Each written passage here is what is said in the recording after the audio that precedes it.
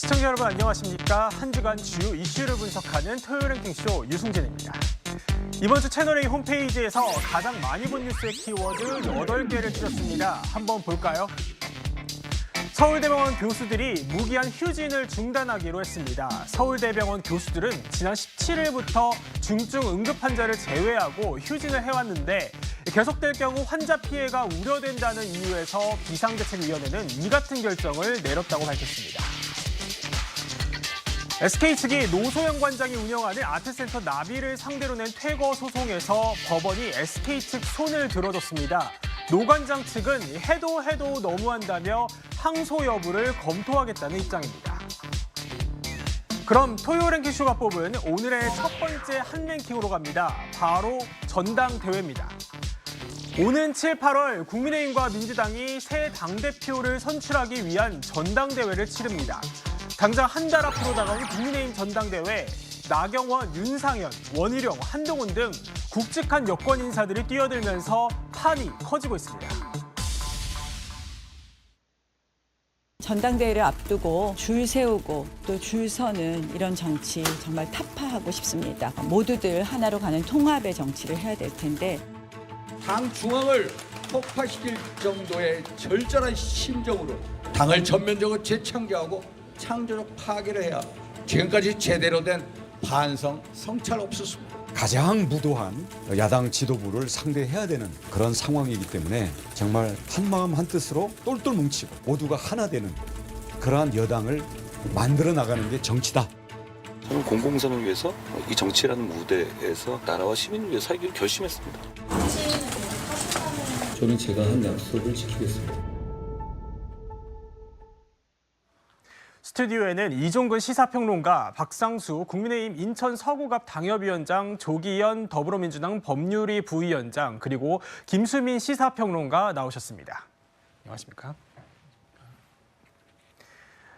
네, 국민의힘 차기 당대표 선출을 위한 다음 달 전당대회 4파전 양상으로 그려지고 있습니다. 이종훈 평론가님, 이 직전까지만 해도요, 국민의힘 전당대회 흥행을 부진할 거다 이런 우려의 목소리가 있었는데 오히려 지금은 좀 판이 더 커진 것 같은 모양새예요. 네, 그렇습니다. 판이 흔들리고 있다. 이게 더 정확한 것 같아요. 그전에는 네. 판이 고착화됐거든요. 그러니까 다자의 어떤 구도가 아니라 양자의 구도처럼 보였습니다. 그런데 네. 이제 다자의 구도가 되니까 어느 정도는 구도가 이제 바뀌어 버린 것 같아요. 그 직전까지는 윤석열 대통령과 대통령실의 친윤 대 비윤 뭐 이런 구도가 됐었는데 그 구도가 확실히 바뀌었습니다. 어떻게 네. 바뀌었냐면 한동훈 대 반한동훈 이런 네. 그룹핑이 돼서 그러니까 훨씬 더 변수도 많아지고 또 합종 연횡도 가능해진 구도가 돼서 판은 앞으로 이제 전망하는 데에 따라서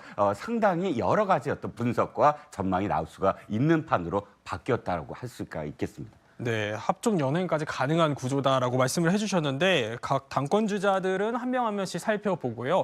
우선 이 유승민 전 의원은요, 불출마를 선언했습니다. 이 과정에서 무의미한 도전이라는 표현을 사용을 했는데 김수민 평론가님, 이 유승민 전 의원을 향했던 민심 어느 방향으로 좀 흐르게 될까요? 네, 유승민 전 의원을 어떤 사람들이 지지했느냐 이것부터 살펴보면 일단은 기존의 한국 보수에 문제가 있다. 개혁 네. 보수가 필요하다라고 생각했던 국민들이 유승민 전 의원의 지지층을 이루고 있다라고 봐야 될 것 같고 이것은 개파 구도로 봤을 때는 유승민 전 의원 지지층은 친윤도 아니고 친한도 아니고 과거의 친박도 아니다. 네. 이렇게 정리를 해볼 수 있겠습니다. 그렇다면 현재에 나와 있는 국민의힘 후보 4명 가운데서는 곧바로 유승민 전 의원 지지층이 지지할 만한 후보는 없지 않은가 이렇게 예. 보여지고요. 다만 이들 지지층이 뭐 한국 정치에서 큰 지분을 차지하고 있는 건 아니라고 해도 그래도 현재는 이제 공중에 떠 있는 표고 그렇다면 후보들 입장에서는 또 이 표가 필요할 수 있거든요. 네. 그럼 이제 각 후보가 이들의 어떤 민심 이런 것들을 어떻게 노리고 이제 다가설 것인지 이 부분이 또 사실 선거라는 건 한 표 한 표가 아쉬운 것이기 때문에 네. 유승민 전 의원 지지층의 그 지지를 이어받을 수 있는 그런 플레이를 어떻게 할 거냐 이것이 좀 관건인 것 같고 특히 조금 더 노려볼 만한 것은 이제 개파 구도에서 사실 한동훈 전 위원장하고 또 원희룡 전 장관 같은 경우는 친한 친윤 이런 것이 워낙 확실하지 않습니까? 거기에 비해서는 좀 개파 구도에서 벗어나 있는 후보가 나경원 네. 의원하고 윤상현 의원인데 그렇군요. 이들 의원들이 특히 이제 유승민 전 의원 지지층한테 어떻게 또 다가설 수 있을지 이 부분 좀 더 지켜볼 수 있을 것 같습니다. 네, 이런 가운데 윤상현 의원이 가장 먼저 공식 출마 선언을 했습니다. 나머지 3명의 후보들은요, 내일 국회에서 1시간 간격으로 출마 선언을 한다고 합니다. 조기현 부위원장님, 어떻게 좀 진행될 것 같습니까? 기싸움도 상당할 것 같거든요. 그렇죠. 다분히 좀 의도가 있는 시간 배치였다고 봅니다. 예. 어쨌든 한동훈 죄송합니다. 전 위원장이 대세론이 지금까지 계속돼 왔었는데 네. 원희룡 전 장관의 출마 선언 그리고 그 과정에서 나경원 의원이 또 이제 여러 가지 고민이 있지 않을까 싶었는데 출마를 공식화했습니다. 네. 결국에는 이 1차 투표에서 결선 없이 끝나느냐가 관심사였는데 이제 1차에 끝나기는 쉽지 않을 것 같아 보이고요. 그러면 네. 결국 2, 3위를 다툴 것으로 예상되는 나경원, 원희룡 후보가 과연 한동훈 위원장의 대세로는 어떻게 꺾고 결선까지 갈 수 있겠느냐가 이제 핵심적인 문제였는데 이 한동훈 위원장을 가운데 놓고 둘이 협공하는 모양새로 지금 일정이 배치가 됐습니다. 네. 아마 이제 중요한 거는 이 세 분 다 내일 내게 되는 메시지 어떤 당대표가 되겠다고 할 것인지 또 대통령과의 관계를 어떻게 설정할 것인지가 이제 주요 메시지가 될 텐데 그 과정에서 이제 3인 간의 구도가 어떻게 형성되느냐가 네. 1차 결선 투표 여부 또 2차 결선 투표까지 갔을 때 과연 반한동훈의 어떤 당심이나 여론이 어느 정도 집결하느냐 네. 이런 부분에 이 내일 어느 정도 잡히는 상황이기 때문에 메시지를 놓고도 새 후보 간에 좀 치열한 각축전이 있을 것으로 예상됩니다. 그렇군요. 추가적으로 좀 질문을 더 드려보면 1시 나경원, 2시 한동훈, 3시 원희룡 이렇게 되어 있는데 상식적으로 생각해 봤을 때는 앞서서 기자회견을 하는 게 더 유리할까요? 아니면 뒤에 하는 게 더 유리할까요?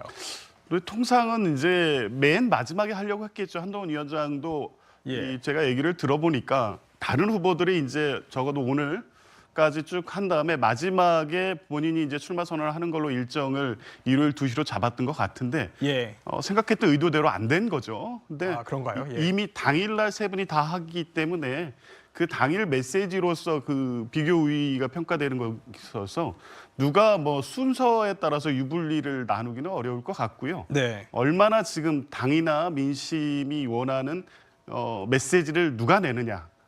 또 그리고 이 구도가 선명하게 될 수 있도록 특히 나경원 의원이라든가 원희룡 전 장관 같은 경우가 한동훈 대세로는 꺾을 만한 어떤 선명한 자기 메시지를 내느냐. 이게 관건인 거지 뭐 누가 먼저 하느냐 뒤에 하느냐의 문제는 아닌 것 같습니다. 네. 이렇게 국민의힘 차기 당대표를 뽑는 대진표가 완성되면서요. 후보 간의 신경전도 빠르게 가열되고 있습니다. 특히 한동훈 전 비대위원장을 향한 다른 세 후보들의 포위전이 본격화될 거다 이런 분석들이 나오는데 만만치 않은 후보들이 등장한 만큼 과연 이 한동훈 전 비대위원장의 과반 득표 막을 수 있겠냐 관심이 쏠리고 있는데 박성수 위원장이 어떻게 보십니까?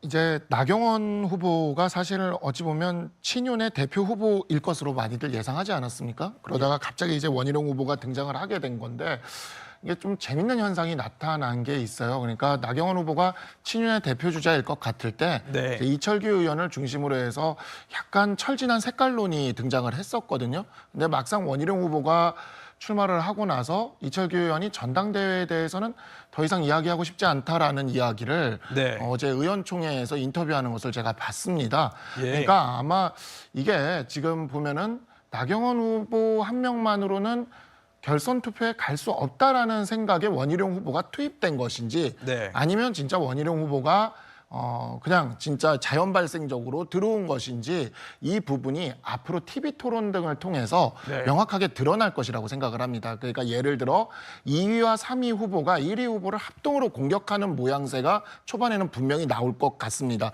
대세론을 흔들어야 된다는 생각을 할 테니까요. 근데 예. 이 부분이 끝까지 이어진다면 뭔가 약속된 플레이라는 느낌을 가져갈 수가 있을 것이고 네. 사실 결선 투표로 가려는 목적이 있다면 이 싸움이 가장 격렬해야 되거든요. 그렇기 예. 때문에 2위와 3위가 정말 난타전에 가까운 싸움으로 끌고 간다면 이것은 약속된 플레이가 아니라 약속되지 않은 어떠한 그런 진짜 리얼의 그와 같은 흥행 요소가 될 수도 있지 않을까. 그래서 그 부분은 한번 좀 지켜봐야 되지 않을까라고 생각을 합니다. 네, TV 토론을 더 지켜봐야지 윤곽이 드러날 것 같고요.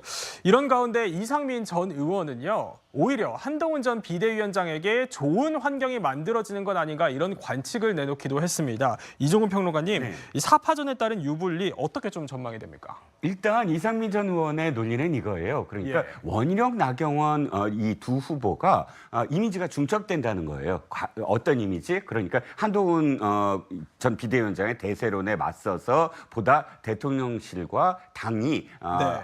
뭔가 통합되고 그러니까 지금 무조건 어쨌든 이런 다른 새로운 관계를 설정하는 것보다 3년 동안 야당에 맞서야 된다. 맞서려면 당정이 통합돼야 된다. 이런 목소리를 만약에 나경원 후보와 원희룡 후보가 똑같이 낸다고 한다면 차별화가 되지 않으니까 사실상 한동훈 비대위원장은 똑같은 어떤 상황이 계속 진행이 됐다고 그렇다면 불리하게 한동훈 비대위원장이 훨씬 더 유리한 게 아니냐라는 의견을 제시했는데 그렇지 않을 수도 있다는 거예요. 왜 그러냐면 그러니까 그 원희룡, 나경원 이 두 사람은 이 당에서 어느 정도의 지지세가 언제나 고정적으로 있는 사람들이거든요. 그러다 보면 지금은 예를 들어서 두 사람이 양자 대결을 했을 때 나경원 후보만 나왔을 때는 아마 한동훈과 나경원이 51대 49 게임이 될 가능성도 있어요. 하지만 이것이 한동훈 말고 그다음에 원희룡 또 나경원, 윤상현까지 윤상현 의원은 다자가 훨씬 유리해진 어떤 상황이 돼버렸고 자신이 어느 정도는 또 포지셔닝을 할 수가 있으니까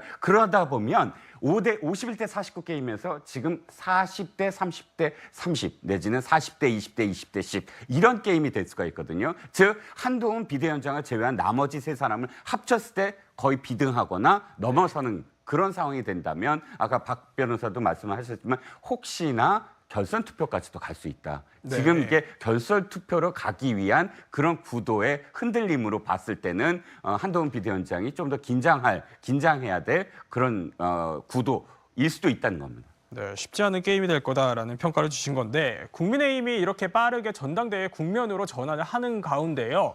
홍준표 대구시장도 어제 모습을 드러냈습니다. 왜일까요? 화면부터 만나보시죠. 당에서 당을 지킨 사람들이 당대표가 되는 게 맞습니다. 그거는 정당의 정의입니다. 당을 지키지 않은 사람이 선출직으로 들어오는 거는 그건 옳지도 않고 맞지도 않습니다. 그래서 나는 당대표 선거에 당을 지켜온 사람이 당대표가 되어야 한다. 네, 어제 나경원 의원이요. 대구를 찾아서 홍준표 대구시장과 회동을 한 이후에 나온 홍 시장의 발언인데요. 김수희 평론가님, 이게 나경원 의원에게 상당히 힘을 실어주는 발언으로 해석이 되더라고요. 네, 아무래도 나경원 의원하고 만나는 과정에서 홍준표 시장이 당을 오랫동안 지켰던 사람이 하는 것이 맞다라고 얘기를 했기 때문에 나경원 의원한테 힘을 실어주는 측면이 분명히 있겠습니다. 근데 네. 이게 나 의원한테만 힘을 실어주는 건 아니라고 봐요. 왜냐하면 그렇군요. 당을 네. 오랫동안 지킨 사람들이라고 했을 때 원희룡 전 장관 같은 경우는 1999년에 한나라당에 입당을 했고 예. 윤상현 의원 또 2000년에 입당을 했거든요. 나경원 의원 같은 경우는 2002년에 입당을 했는데 다들 이제 20년이 넘어가는 당원 생활을 했던 사람들입니다. 그렇게 본다면 사실 이 후보 4명 중에서 딱 한 명, 한동훈 전 장관만 당에서 오래 자리를 지키지 않았다라는 것이고 사실 홍준표 시장의 발언 취지는 나경원 지지라기보다는 한동훈 안티에 가깝다고 봐야 될 것 같아요. 예. 그렇습니다. 그리고 최근에 들어서 한동훈 전 장관을 두고 애라고 다시 표현을 했는데 네. 자신은 이준석 전 대표에 대해서는 애라고 하지 않는다.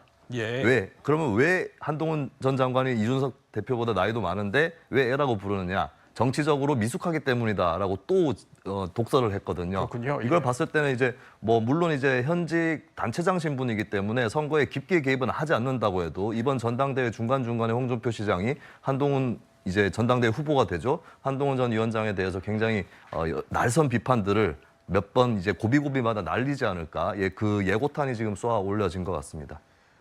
예, 조금 전에 들어온 소식이 또 있습니다. 나경원 의원이요, SNS에 글을 하나 올렸습니다. 거듭 당을 지켜온 사람이란 점을 강조를 하면서 재집권 캠프라는 이름도 알렸는데요. 조기현 부위원장님, 이 나경원 의원은 이제 본인이 당의 뿌리라는 점을 계속 강조를 하는 것 같거든요.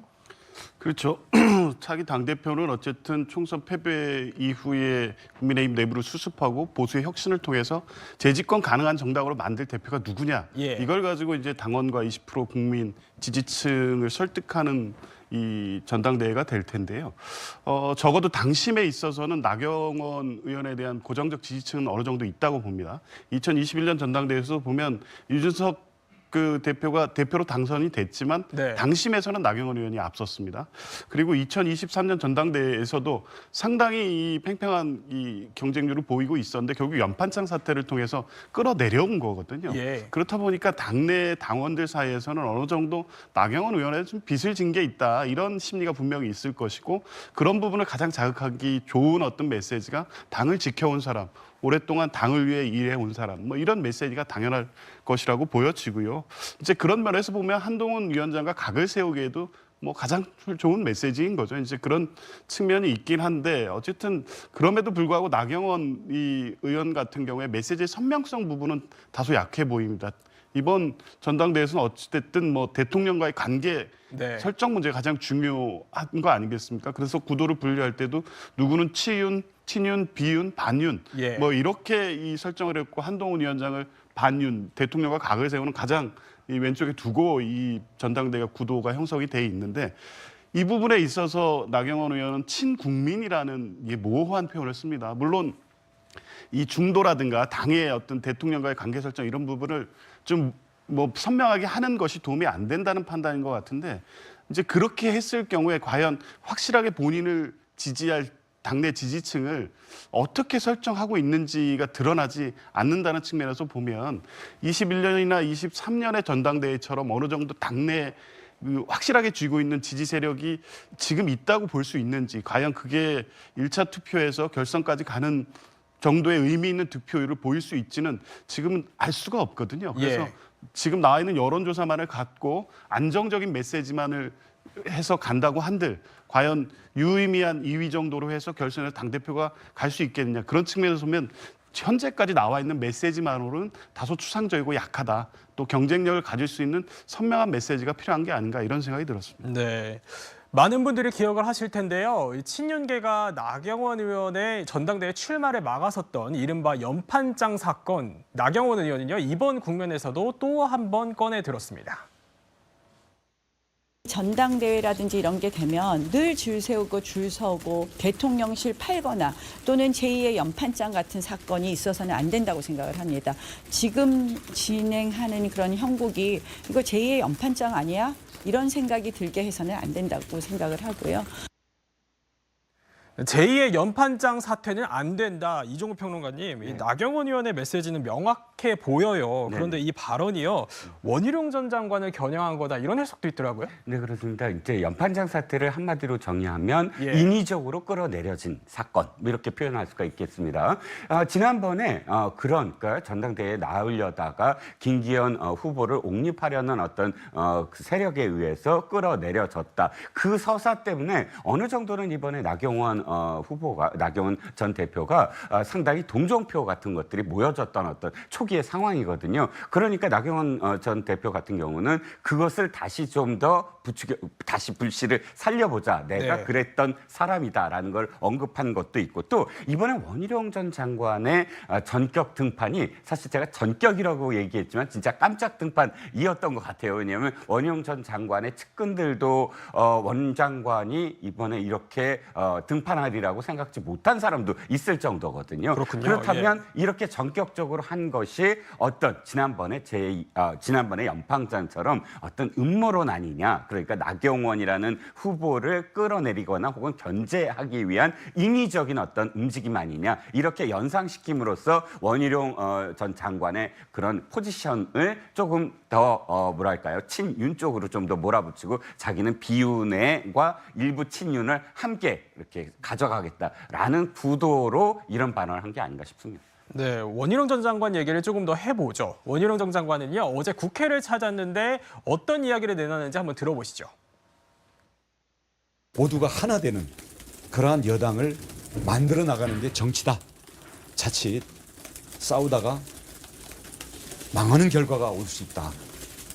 그건 한동훈 위원장도 염두했던 건지 궁금합니다. 자기 책임은 전혀 없고 모든 게 남의 책임이고 그렇게 하면서 비판할 때는 남 얘기처럼 비판하고 정치적인 자산과 기회는 전부 자기 개인화하려는 이런 식의 정치는 오래가지 못하고 국민들을 걱정시킨다. 제가 뭐 특정인을 지칭해서 하는 얘기는 아닙니다. 네, 박성수 위원장님, 자기 책임은 없고 또 모든 것을 남의 책임으로 돌리는 정치는 오래가지 못한다. 이 발언이요. 한동훈 전 비대위원장 겨냥한 거 아니냐 이런 해석이 나오거든요. 사실 이번에 원희룡 전 장관의 출마로 예. 상당히 이번 전당대회가 구도가 재밌어졌어요. 그러니까 예를 들어 이제 나경원 의원만 출마를 했으면 이게 구도가 굉장히 명확했는데 예를 들어 나경원 의원이 한동훈 비대위원장을 원해라고 비판을 하면 원희룡 전 장관도 비판이 되고 또 원희룡 전 장관이 총선에 대한 책임을 이야기하면 나경원 의원이 공동선대위원장이니까 또 비판이 되는 거죠. 그렇군요. 그래서 굉장히 이게 지금 이렇게 세 명이 물고 물리는 이런 상황이 펼쳐지는데 원희룡 전 장관 같은 경우에는 제 바로 옆 지역구였습니다. 네, 제가 인천 서구갑이고 원희룡 전 장관의 개항을이 경계를 맞닿고 있어요. 그러다 보니까 이제 인천에서 원희룡 전 장관이 내려온다 했을 때 굉장히들 기대를 많이 했습니다. 왜냐하면 거의 공동선대위원장 또는 비대위원장급 인사가 인천의 주요 지역에 출마를 했고 이재명 당대표와 전면으로 부딪힌 상황이기 때문에 인천의 선거를 이끌어줄 거라는 기대를 했던 거죠. 그런데 원희룡 전 장관은 제가 선거운동 기간 동안 몇 번 통화를 했지만 전화기가 늘 꺼져 있었어요. 혈전이기 때문에 제가 충분히 이해는 하는데 지역의 선거를 집중하는 데 굉장히 열심히 하셨던 거죠. 그리고 이재명 당대표와 정말 격전을 해서 붙었지만 패배를 했고 결과적으로 인천에서 우리의 어떤 바람을 개항을 넘어 제 지역구인 서구까지 가져오지도 못하셨습니다. 그러니까 본인의 선거를 열심히 하셨어요. 그 선거 운동 기간 내내. 그리고 한동훈 위원장은 인천에 오면 원희룡 장관만 계속해서 찾아갔습니다. 그런데 이제 본인의 탓을 하지 않고 타인의 탓을 한다고 이야기하기에는 저희 인천의 후보들은 원희룡 전 장관의 지원을 정말 많이 기대를 했거든요. 이재명 대표는 바로 옆 지역구인 저희 지역구에 3번이나 왔어요. 하지만 원희룡 장관은 본인 선거를 열심히 하셨고 한동훈 위원장이 몇 번이고 갔죠. 이 부분을 생각을 한다면 글쎄요, 뭐 특정인을 지명한 이야기라고는 하지 않지만 원희룡 전 장관이 어찌 보면 우리 당의 선봉으로 선거를 치렀고 선봉으로서의 또 그 책임론이라는 측면에서 완벽히 자유로울 수 없는 상황에서 이러한 말씀을 하시는 것은 약간 좀 당황스럽게 느껴진다. 이렇게 좀 말씀을 드리고 싶습니다. 그렇군요. 선거를 직접 뛰어보신 입장으로서의 개인 의견으로 가름을 하겠고요. 박성수 위원장님 하나 더 질문을 좀 드려보면요. 한동훈 전 위원장 얘기를 좀 해봐야 될 것 같아요. 내일 당대표 출마 선언이 있잖아요. 좀 어떤 메시지가 담길 것으로 보이십니까? 이제는 질문을 피하실 수가 없을 거예요. 어떤 질문이 나와도 그 질문을 이제는 피할 수가 없고 이게 그동안 이제 어찌 보면 저도 좀 그런 부분이 다른 정치인들과 다른 모습이라고 생각했는데 지금 보면 나경원 의원 같은 경우에는 캠프 이름도 그렇고 이런 것들을 굉장히 적극적으로 어필을 하고 있지 않습니까? 원희룡 전 장관도 어제 그 국회에 가서 이렇게 했고 이런 것들을 하지 않습니까? 근데 여태까지 한동훈 위원장은 특별히 SNS에 몇 개를 올린 것 빼고는 본인의 이야기를 한 적이 없어요. 그 소리는 뭐냐면 모든 질문이 내일 다 쏟아져 들어올 겁니다. 그리고 그것이 이제는 피할 수가 없기 때문에 모든 질문에 대한 답변을 할 수밖에 없을 거예요. 그냥 그 예상할 수 있는 모든 질문의 답변이 출마 선언문에 들어가느냐 아니면 Q&A에 존재하느냐의 차이일 뿐이지 지금 우리 당과 관련된 모든 이야기들이 테이블 위에 다 올라와서 내일 나올 것이다라고 말씀드릴 수 있을 것 같습니다. 근데 가장 궁금한 게 사실 총선 참패에 대한 책임이 있는데도 불구하고 왜 전당대회에 나오냐 이 이슈일 텐데 이건 출마 선언에는 들어갈 것 같거든요. 어떤 내용으로 예상하십니까? 그러니까 한동훈 위원장이 처음부터 전당대회 출마를 고려했다고 저는 생각하지 않습니다.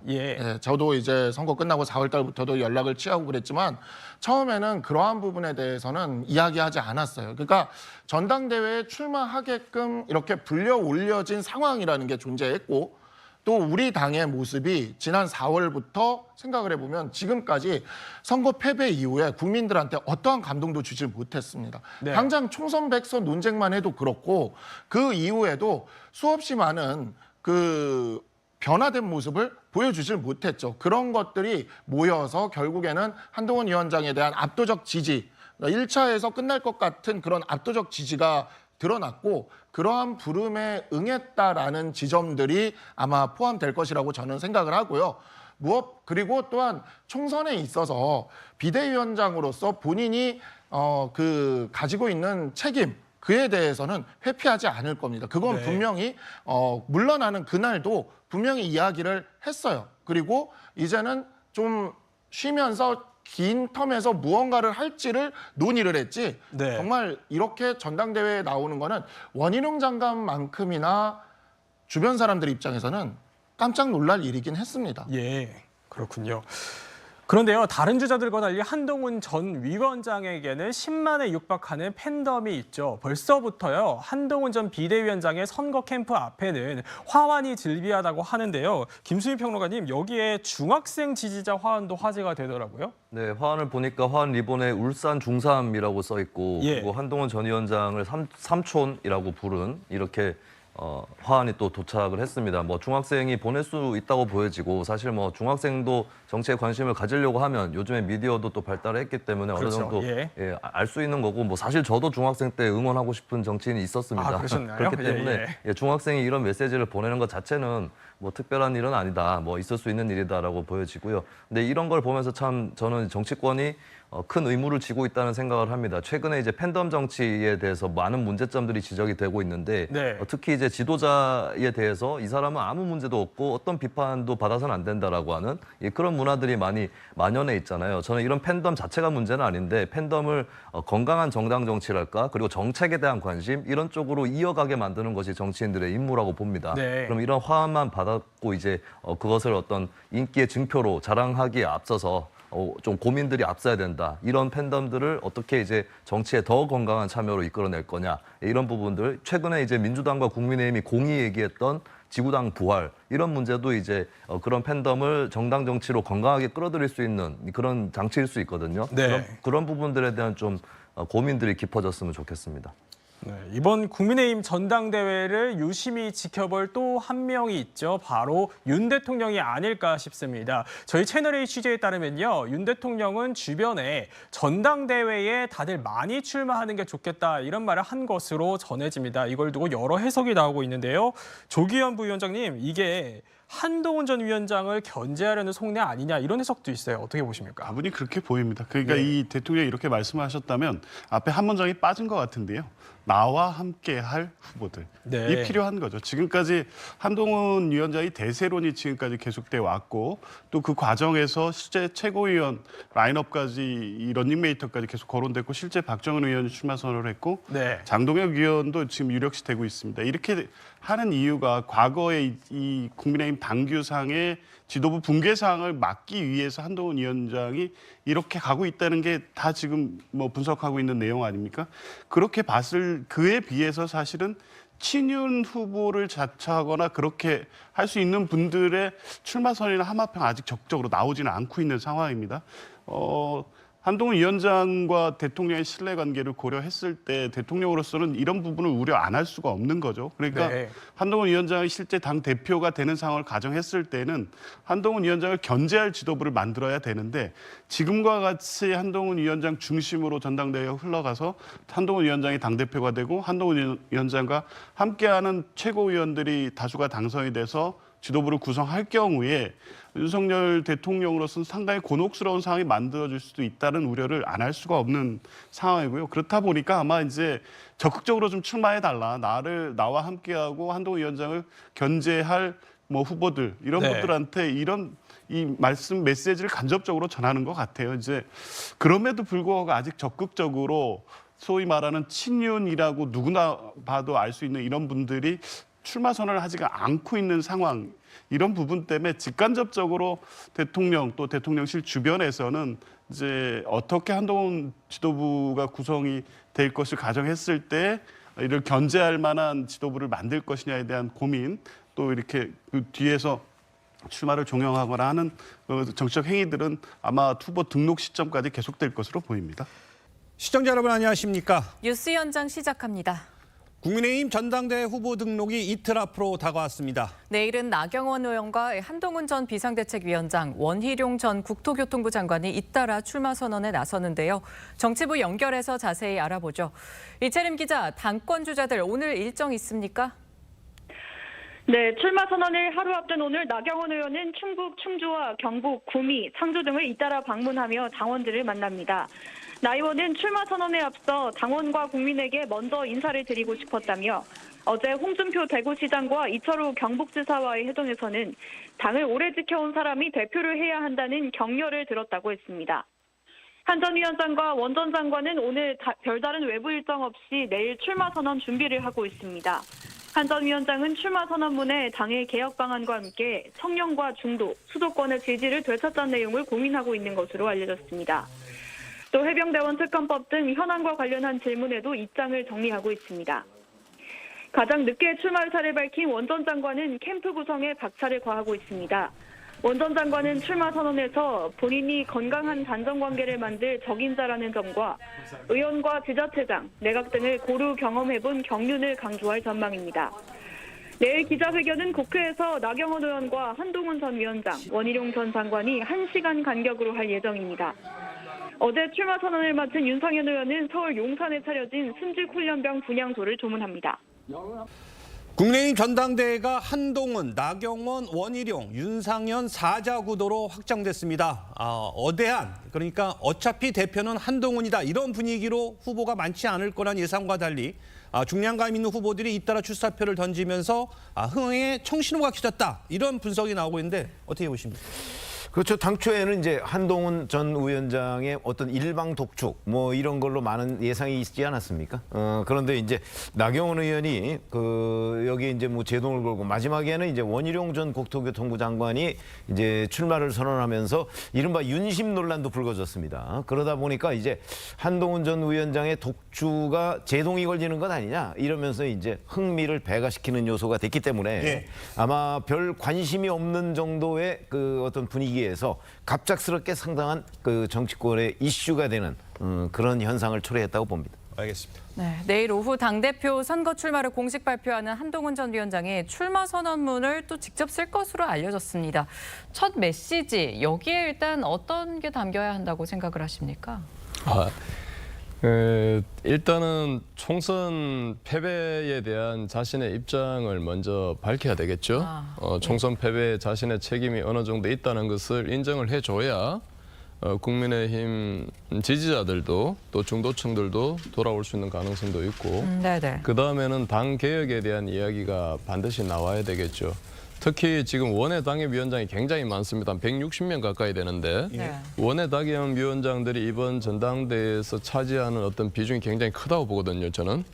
그랬을 경우에 지금 원외 당협위원장이 가장 요구하는 게 지구당이에요. 지구당. 지구당이요? 네, 지구당을 다시 만들어 달라는 거예요. 그래서 지역에서 정치 활동을 하게 해달라는 거거든요. 그런 측면에서 지구당 이야기도 나와야 되고 그다음에 이제 어떤 그런 당을 다시 쇄신할 수 있는 그런 이야기들, 구체적인 이야기들이 나와져야만 자기가 어떤 비대위원장으로서 또 총선의 선대위원장으로서의 어떤 책임을 만회할 수 있는 기회를 만회하기 위해서 최선의 아마 노력을 다하는 그런 선언문이 나올 겁니다. 용산과의 관계 이런 얘기도 나올까요? 용산과의 관계는 구체적으로 언급은 못하겠지만 그렇다고 척을 지겠다는 얘기는 할 수 없지 않겠습니까? 그러니까 분명히 대통령의 그 용산과 또 정부와의 어떤 그런 원활한 관계를 계속 형성해 나가겠다. 그런 이미지도 반드시 메시지도 나올 겁니다.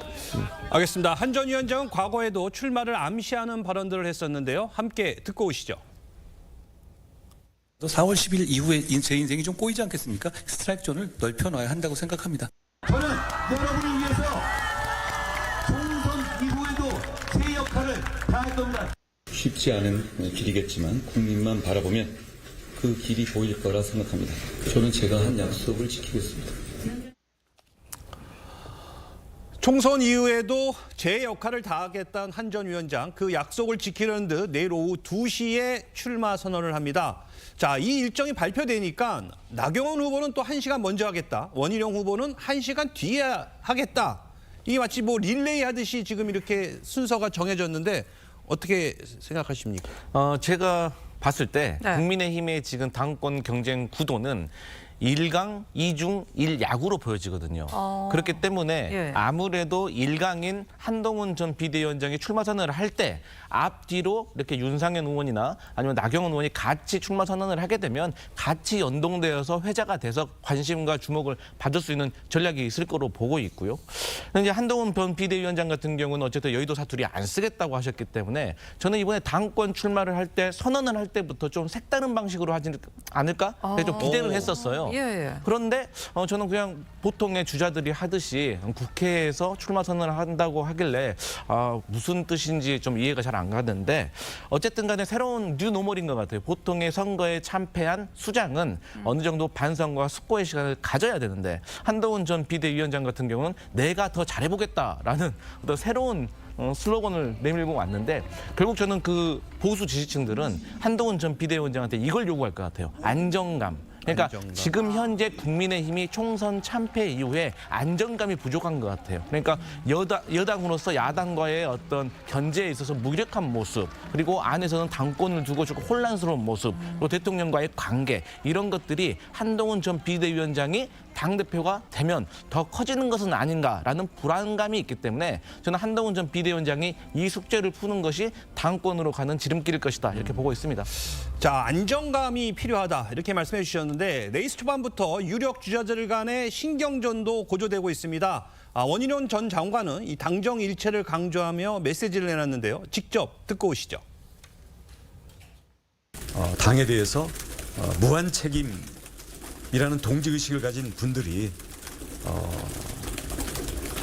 싸우기만 하는 정치로는 불행한 결과가 올 수 있다라고 많이들 불안하고 두려워하시는 게 사실입니다. 자칫 싸우다가 망하는 결과가 올 수 있다. 어떻게 만든 당이고 어떻게 지켜온 당인데.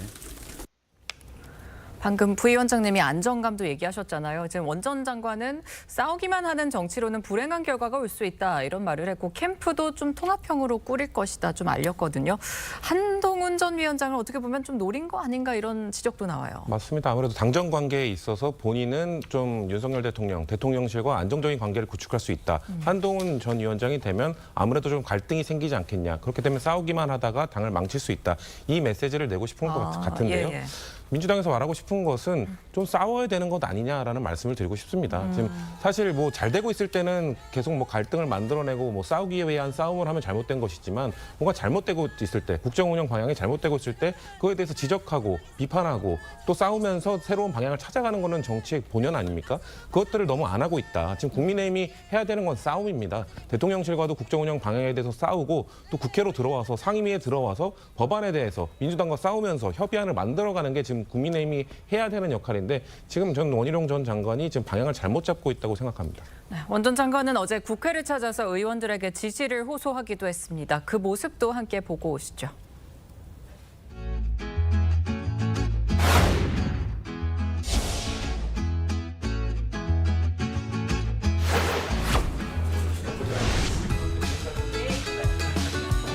아니 오신다는데 언론이 다 왔어. 와 유명한가 봐.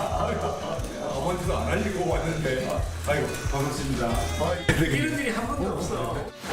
제일 먼저 또 전화드렸잖아요. 전임 대표님이신데. 아이고 뭐 다 우리 공지 때문에 뭐. 그러니까. 그래서 노하우 좀 배우려고 하는. 실력 있으신 분이 뭐.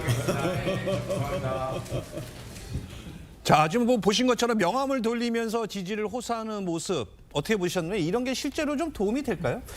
아니 원희룡 전 장관 모르는 사람이 어디 있겠어요 지금 저기에. 근데 이제 명함을 보면 앞부분에 이름이 써 있고 뒷부분에 메시지가 있습니다. 예. 아마 그 메시지, 우리가 모두 동지다 하는 그 메시지를 함께 전파하기 위해서 명함을 돌리는 것으로 보이고요. 원희룡 전 장관이라고 하면 뭐 명령대전으로 해서 최근에 여러 가지 이제 주가를 올린 측면이 있죠. 뭐 비록 그 선거에서 낙선을 했습니다만은 이제 그런 점을 토대로 해서 본인이 뭔가 이 당에, 그리고 이제 워낙 그 다른 후보들과는 좀 다르게 당 또는 뭐 정에서 여러 가지 역할을 많이 했어요. 그러니까 아마 그런 경륜 뭐 이런 거를 부각시켜서 이제 본인이 대표가 되겠다는 건데, 원 전 장관한테 따라다니는 거는 뭐 결국은 이제 그 윤석열 대통령의 부추김 뭐 이 문제 때문에 출마한 것 아니냐. 뭐 아마 이 문제가 본인의 장점이 되지만 또한 이제 뭐 중도나 아니면 그 비윤계 쪽에는 그게 단점이 될 수도 있거든요. 그 문제를 어떻게 극복하느냐, 아마 그게 관건이라고 봅니다. 원 전 장관은 출마 의사를 밝힌 전날 윤석열 대통령과 만난 사실이 알려지기도 했었는데요. 원 전 장관은 엘살바도르 특사 보고차 만났다 이렇게 말을 했지만 당내에서는 지금 또 윤심이 작용한 거 아닌가 이런 말들도 나오긴 합니다. 그 원희룡 장관 스스로 일단 뭐 엘살바도르 특사로 갔다 와서 인사드리라 했댔는데 다른 후보들도 지금 다 인사드렸다는 거 아닙니까? 네네. 그러니까 원희룡 장관 입장에서는 아까 지금 우리 최영욱 위원님 말씀하신 것처럼 어떻게 됐든 지난번 우리 그 김기현 당대표 선거를 치를 때 굉장히 윤심이 그쪽으로 쏠리는 바람에 당선도 됐지만 그것이 어떻게 보면 총선이 패배하는 어떤 하나의 원인도 됐거든요. 이준석 당대표가 물러나고 그다음에 친윤 중심의 당대표가 이렇게 만들어지면서 굉장히 반발감이, 그때는 아무도 몰랐지만 선거에서 패배하고 나가니까 그때 우리가 잘못했구나 이런 생각들이 많단 말이죠. 그 지금 상황에서 일단 원희룡 장관 입장에서는 무조건 친윤의 힘을 받더라도 내가 그걸 받는다는 것이 외부적으로 오픈되거나 어떻게 그것이 또 다른 어떤 역풍이 부는 거는 가장 경계해야 될 부분이거든요. 그래서 아마 지금 저런 액션을 취하고 있는데 과연 친윤은 어디를 지금 향하고 있을지는 좀 더 생각을 해봐야 되겠지만 그렇습니다. 알겠습니다. 또 다른 유력 당권 주자인 나경원 의원과 윤상현 의원은 상대 후보를 향한 비판의 목소리를 높였습니다. 이어서 발언 들어보시죠. 저는 전당대회를 앞두고 줄 세우고 또 줄 서는 이런 정치 정말 타파하고 싶습니다. 이게 지금 제2의 연판짜기가 하는 생각도 듭니다. 이 전당대회라든지 이런 게 되면 늘 줄 세우고 줄 서고 대통령실 팔거나 또는 제2의 연판장 같은 사건이 있어서는 안 된다고 생각을 합니다. 두 분은 민당하고 싸워서 졌죠. 누구보다도 대통령하고 신뢰 속에서 할 말 다 한다. 나경원 의원은 제2연판장 사건이 있으면 안 된다 이렇게 말했습니다. 원희룡 전 장관을 겨냥한 것으로 보이는데 어떻게 들으셨습니까? 네, 저는 1차적으로는 원희룡 전 장관을 겨냥한 것이고 2차적으로 깊게 들어가면 대통령실을 향해서 하는 말인 것 같다. 그러니까 최초에 알려지기로는 원희룡 전 장관께서 출마를 안 하신다. 라고 이제 소문이 났었거든요. 그렇기 때문에 나경원 의원으로서는 아무래도 친윤의 지지를 본인이 받지 않겠느냐. 그렇기 때문에 약간 본인이 비윤의 스탠스를 쓰면은 한동훈 전 비대위원장의 표까지 가져올 수 있어서 본인이 당권으로 갈 수 있겠다라는 판단을 가지고 출마를 의지를 보였었는데 갑자기 그 원희룡 장관이 출마한다고 하니까 쉽게 말해서 연판장을 받은 느낌일 거예요. 그래서 여기에 대해서 좀 불만을 표시한 것 같다. 그런데 저는 이 나경원 의원이나 윤상현 의원 그리고 한동훈 전 비대위원장은 이번 전당대회의 구도를 반윤, 비윤, 친윤 구도로 설정을 하고 싶을 것이고 원희룡 전 장관과 친윤 세력은 반한과 친한으로 구도를 가져가고 싶을 것이다. 이게 왜 중요하냐면 결국에 결선 투표를 거친 다음에 단일화를 해야 되는데 반윤, 비윤, 친윤 구도에서는 단일화가 어렵습니다. 하지만 반한동훈으로 모이게 되면 단일화가 가능해서 의외의 결과가 나올 수 있기 때문에 이런 결과를 의도에 두고 저런 저격을 하는 것이 아닌가 또 보여집니다. 나경원 의원은 어제 이어 오늘도 충북과 경북 지역을 돌면서 당심 파악에 나섭니다.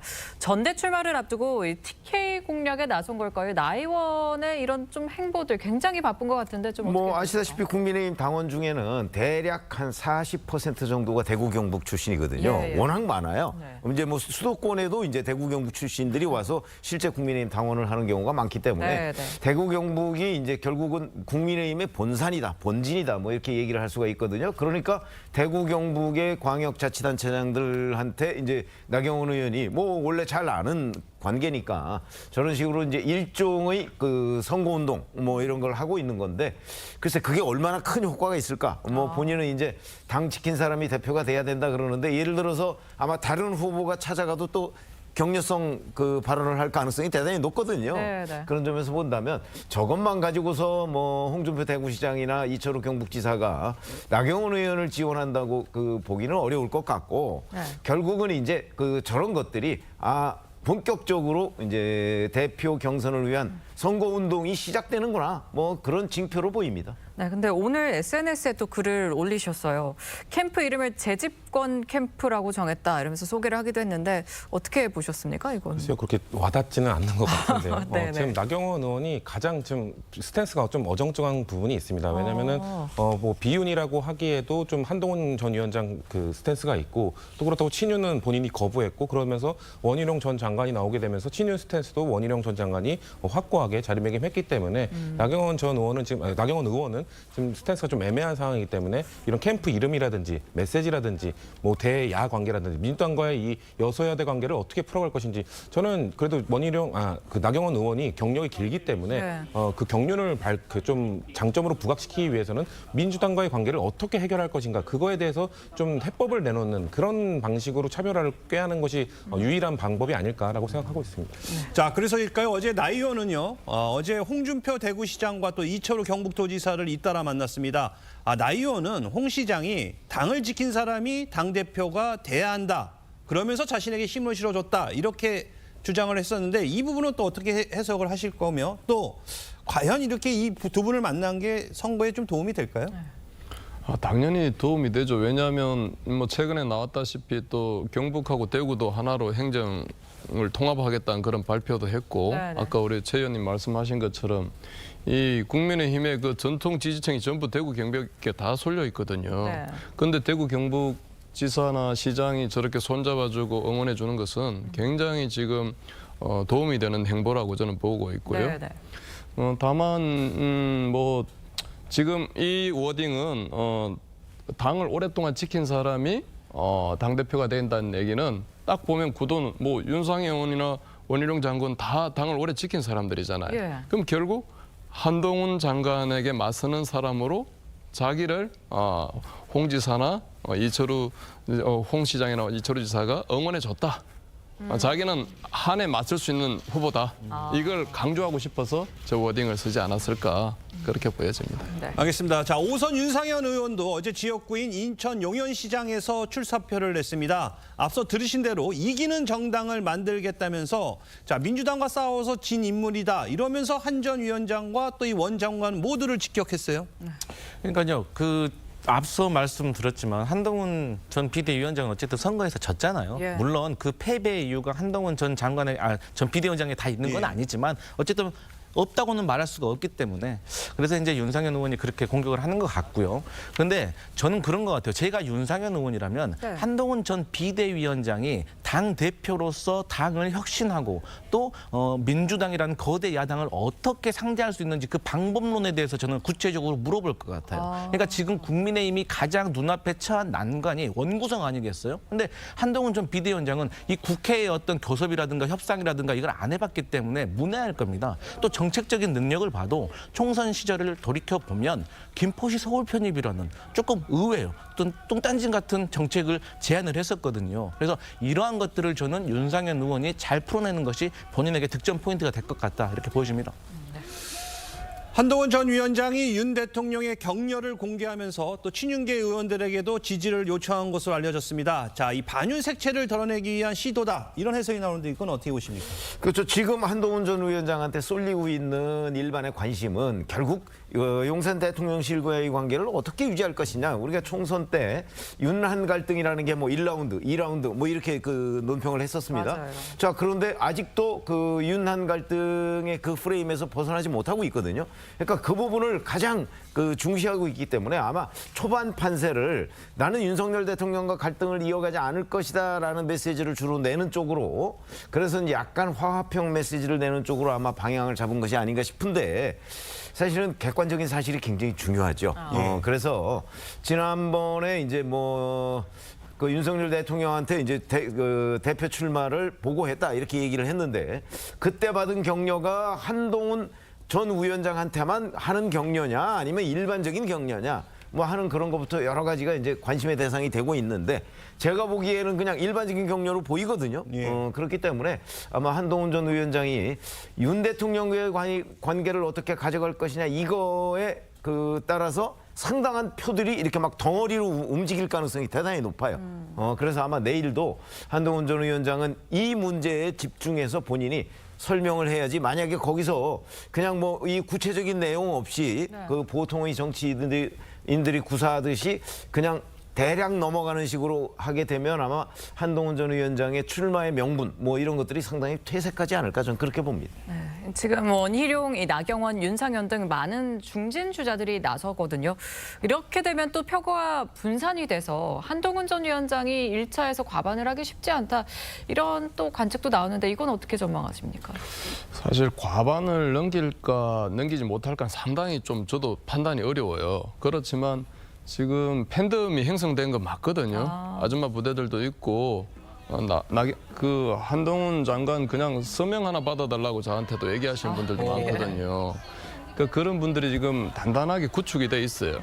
그런데 지금 다른 후보들하고 관계에서 50%를 넘길지는 사실 장담 못하겠지만, 결국은 한동훈 장관 1등 하는 건 분명하고, 제 생각에는. 그러니까 이변은 없다. 예, 이변 없다. 다만 2등 하는 원희룡, 나경원 두 후보 사이에서 누가 1등을 나오느냐, 누가 다음 그 2, 3, 4에서 2등을 하느냐. 그래서 2, 3, 4위에서 2등에게 표를 얼마나 몰아주느냐에 따라서 결선에서 결과가 나올 것이다.